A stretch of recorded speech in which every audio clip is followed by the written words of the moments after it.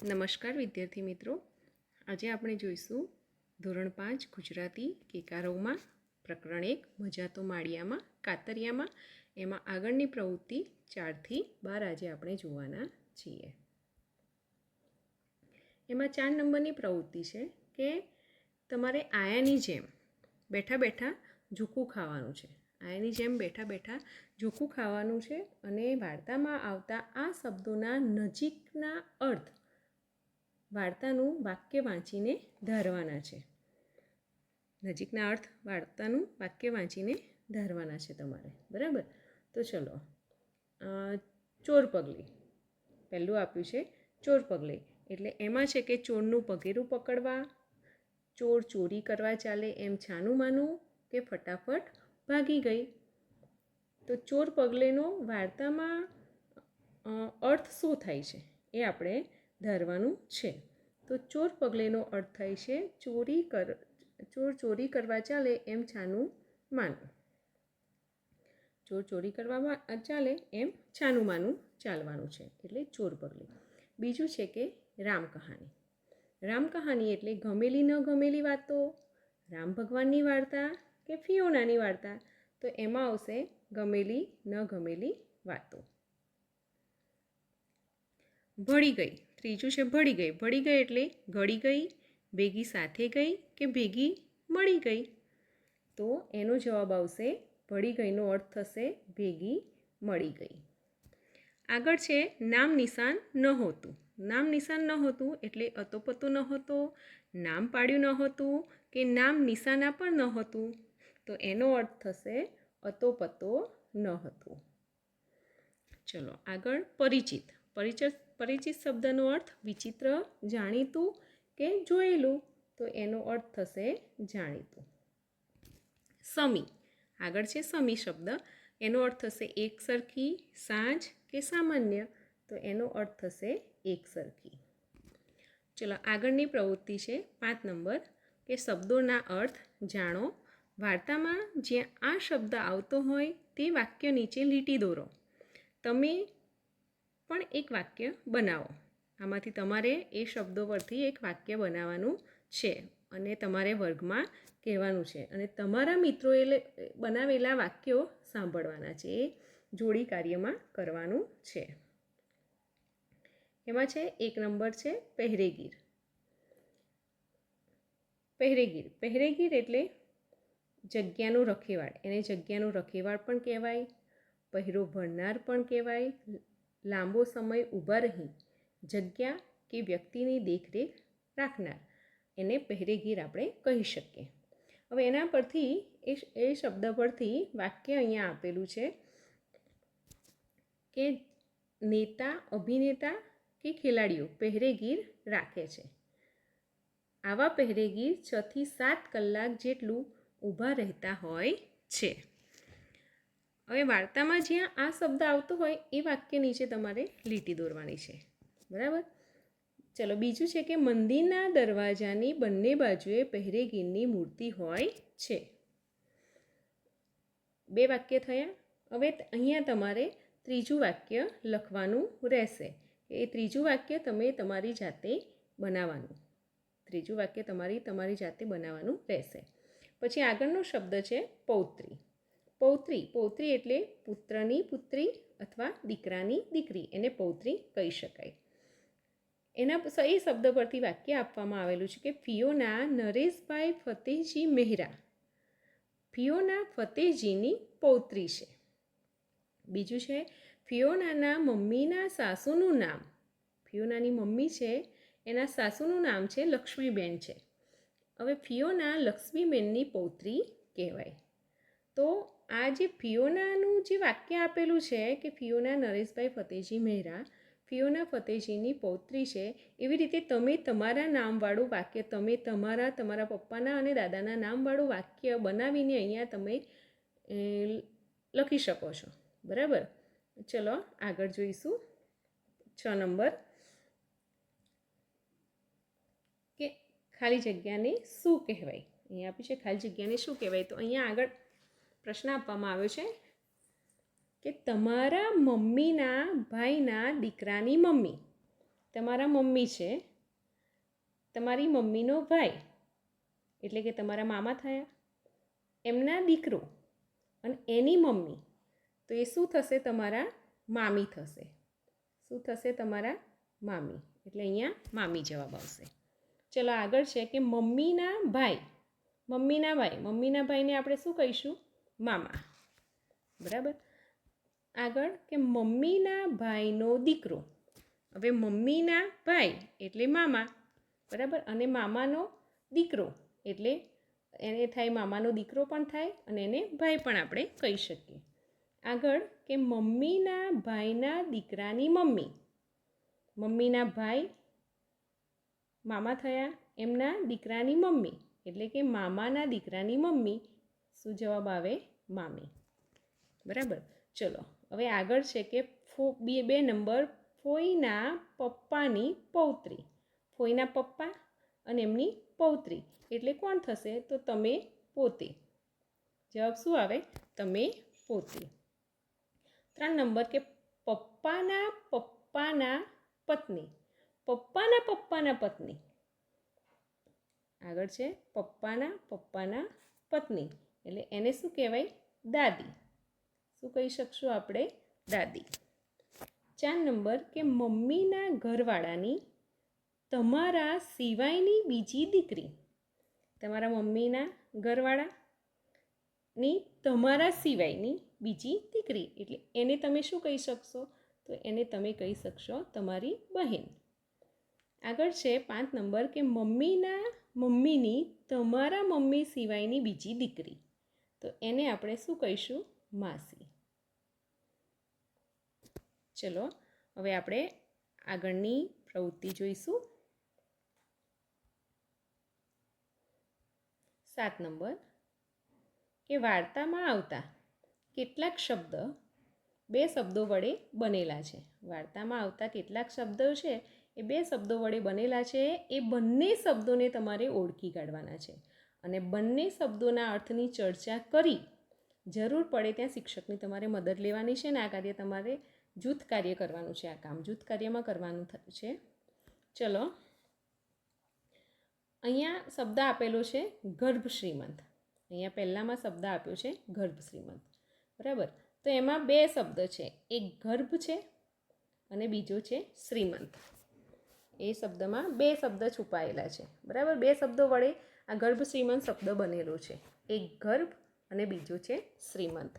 એટલે એ બંને ભેગા કરીએ એટલે શું થાય? ગર્ભ શ્રીમંત. હવે એમાં એનો અર્થ છે કે ધનવાન મા બાપનું એ બાળક કે જે માતાના ગર્ભમાં હોય ત્યારથી ધનવાન ગણાય. એ શબ્દોનો અર્થ શું થાય? ગર્ભ શ્રીમંત શબ્દનો અર્થ થાય કે ધનવાન મા બાપનું એ બાળક કે જે માતાના ગર્ભમાં હોય ત્યારથી જ ધનવાન ગણાય. એવી રીતે આપણે આગળનો શબ્દ જોઈશું સમયપત્રક. બરાબર. સમયપત્રક એમાં 2 શબ્દ છે, એક સમય છે અને બીજો પત્રક. બરાબર. એમાં એક સમય અને બીજો બનશે પત્રક એટલે સમયપત્રક. હવે એ શબ્દનો અર્થ થશે કે સમયની ફાળવણીની નોંધ, જેને આપણે ટાઈમ ટેબલ કહી શકીએ. શું થાય? સમયની ફાળવણીની નોંધ એટલે સમયપત્રક, જેને આપણે ટાઈમ ટેબલ પણ આપણે કહી શકીએ. બરાબર. તો ચલો આગળનું જોઈશું.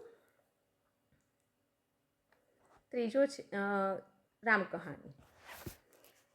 એના પણ 2 શબ્દ છે. એની અંદર એક રામ અને બીજું છે કહાણી. રામ અને કહાણી. રામ કહાણીનો અર્થ થશે વિતક કથા. શું થાય? વિતક કથા. જે સમય વીતી ગયો એ સમયની જે વાર્તા સ્વરૂપે રજૂ કરે એને વિતક કથા કહી શકાય. એને રામ કહાની પણ કહી શકાય. ચલો આગળનો શબ્દ જોઈશું. તો છે ચોર પગલું. આગળનો શબ્દ ચોર પગલું. એમાં પણ 2 શબ્દ છુપાયેલા છે. ચોર, પહેલો છે ચોર અને બીજું છે પગલું એટલે બનશે ચોર પગલું. ચોર પગલું એનો અર્થ થશે છાનું માનું. ચોર પગલાંનો અર્થ શું થાય? છાનું માનું. એવી રીતે આગળ જોઈશું પંચ પકવાન. શબ્દ છે પંચ પકવાન. એમાં પહેલો શબ્દ આવશે પંચ અને બીજો બનશે પકવાન. આ બે શબ્દો ભેગા કરીને એક શબ્દ બનાવેલો છે પંચ અને પકવાન. પંચ પકવાનનો અર્થ થાય કે 5 જાતની મીઠાઈ. પંચ પકવાનનો અર્થ થશે 5 જાતની મીઠાઈ. આગળ જોઈશું નામ નિશાન. નામ નિશાન એમાં પણ બે શબ્દ છે, એક નામ અને બીજું છે નિશાન. નામ અને નિશાન. નામ નિશાન એટલે કે નામ કે બીજું કોઈ ચિહ્ન અથવા ઓળખ કે પતા તરીકે. નામ કે બીજું કોઈ ચિહ્ન, એનો અર્થ એ થશે. ચલો આગળ આપવામાં આવ્યું છે ધીંગા મસ્તી. આમાં બે શબ્દ આપી દીધા છે, એક ધીંગી અને મસ્તી. એનો અર્થ થાય છે સાથે મળીને બૂમાબૂમ તથા તોફાન કરવું તે. આગળની પ્રવૃત્તિ છે વાક્ય વાંચીને આપેલા શબ્દ જૂથનો અર્થ ધારો અને લખો. તમારે અહીંયા વાક્ય આપવામાં આવ્યું છે, એનો અર્થ ધારવાનો છે અને લખવાનું છે, એનો અર્થ લખવાનો છે. પહેલું છે કે કપાળે કરચલી પડવી. કપાળે કરચલી પડવી એનો અર્થ શું થશે? તો એનો અર્થ થશે ગુસ્સે થવું. આ એક રૂઢિપ્રયોગ છે કે ગુસ્સે થવું અથવા ચીડ ચડવી. અહીંયા વાક્ય આપવામાં આવ્યું છે કે ટીનીની મમ્મી તેને હંમેશા સ્વચ્છ સુઘડ રાખે. કપડાં મેલા થાય તે તો મમ્મીને જરાય ગમે નહીં. એક દિવસ ટીનીને ભીની માટીમાં રમતી જોઈ તો મમ્મીના કપાળે કરચલી પડી. આમાં જે રૂઢિપ્રયોગ છે એ વાક્યની અંદર આવો જોઈએ. પહેલાં એનો અર્થ લખવાનો અને પછી એ શબ્દ રૂઢિપ્રયોગ વાક્યની અંદર આવો જોઈએ. આ રીતે. એવી રીતે તમે બીજું પણ વાક્ય બનાવી શકો કે આયાને જોતાં જ ફિયોનાના કપાળે કરચલી પડી. એ વાક્ય પણ એ પાઠમાંથી બની શકે. એવી રીતે તમે પણ તમારી જાતે અલગ અલગ વાક્ય બનાવી શકો. બીજું છે કે વાજ આવી જવું. એનો અર્થ થશે વાજ આવી જવું એટલે કંટાળવું અથવા થાકવું. કંટાળવું અથવા થાકવું. વાક્ય આપવામાં આવ્યું છે કે હોશિયાર મયુરી, સફીન અને તેમના દોસ્ત એક ફકરો 5-5 વાર લખવા આપતા શિક્ષકથી વાજ આવી ગયા છે. ચલો આગળ 3 નંબર હેતબાઈ જવું. હેતબાઈ જવું એનો અર્થ થશે ચોંકવું. ચોંકી જવું એમ, ચોંકવું. અને એના પરથી વાક્ય આપવામાં આવ્યું છે કે એકદમ શાંત રહેલા શાંતિલાલ સાહેબને ગુસ્સામાં જોઈ બધા બાળકો અને ગામ લોકો હેતબાઈ ગયા. હેતબાઈ ગયા એટલે ચોંકી ગયા. આગળની પ્રવૃત્તિ 9 કે વાર્તામાં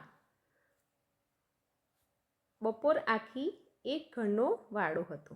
ફકરો વાંચવાનો છે અને ત્યાર પછી નીચે આપેલા વાક્યોના અર્થને બંધ બેસતું વાક્ય તે ફકરામાંથી શોધીને તમારે લખવાનું છે. બપોર આખી ત્યાંથી એક ઘરનો વાડો હતો ત્યાં સુધી. પાઠ્યપુસ્તકમાં પાઠની અંદર આ ફકરો આપવામાં આવ્યો છે, એ તમારે વાંચી લેવાનો છે અને ત્યાર પછી અહીં જે વાક્યો આપેલા છે એના અર્થને બંધ બેસતું જે વાક્ય છે એ તમારે ફકરામાંથી શોધી અને અહીંયા લખી નાખવાનું છે.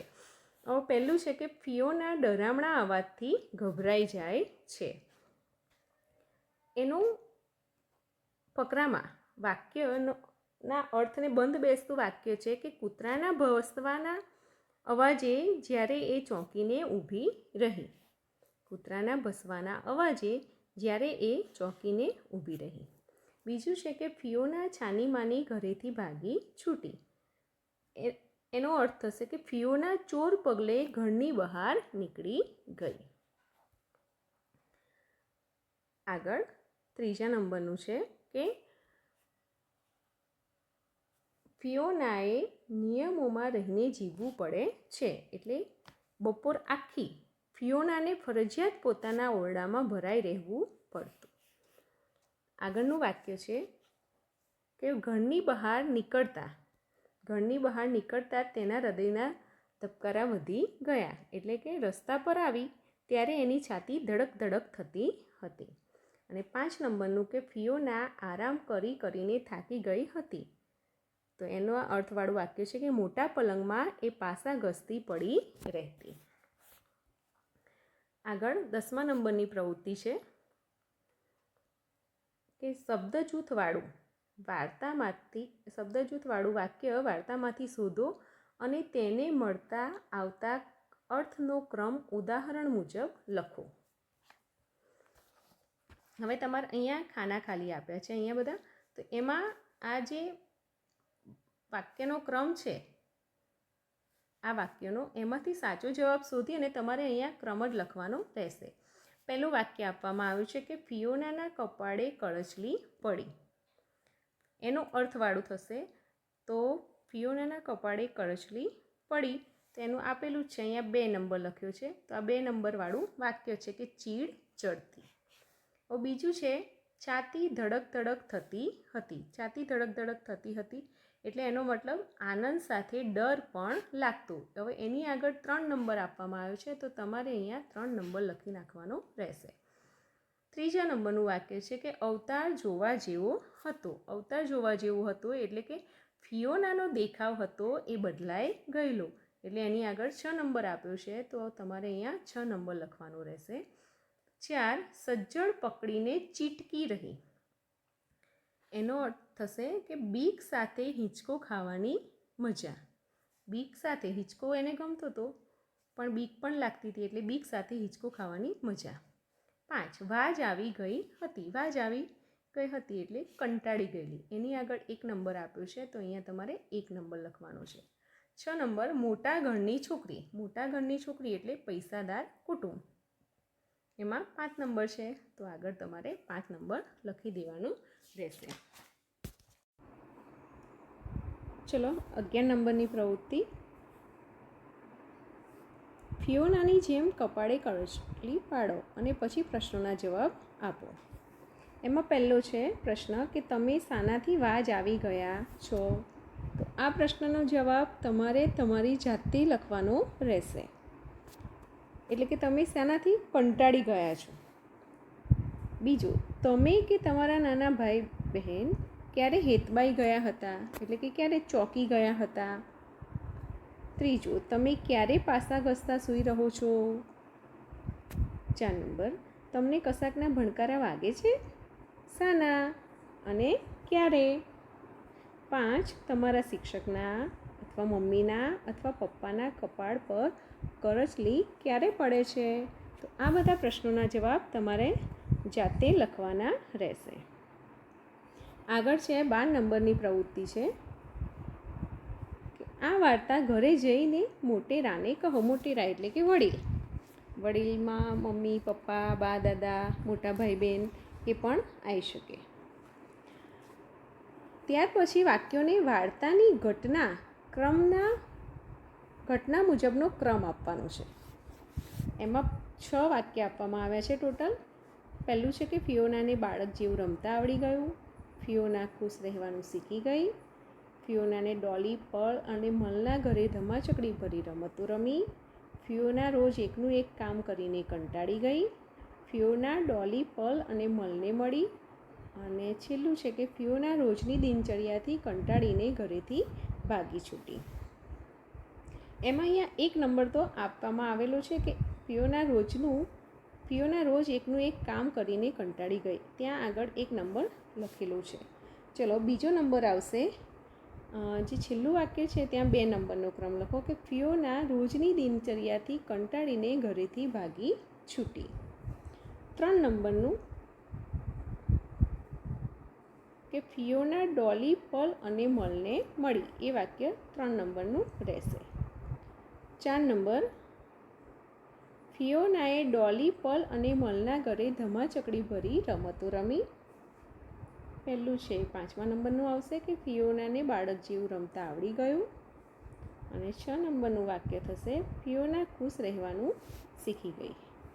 આમ તમારે આગળ જે ખાલી જગ્યા આપી છે ત્યાં તમારે જે નંબરનું વાક્ય છે ત્યાં તમારે ક્રમ લખી દેવાનો રહેશે.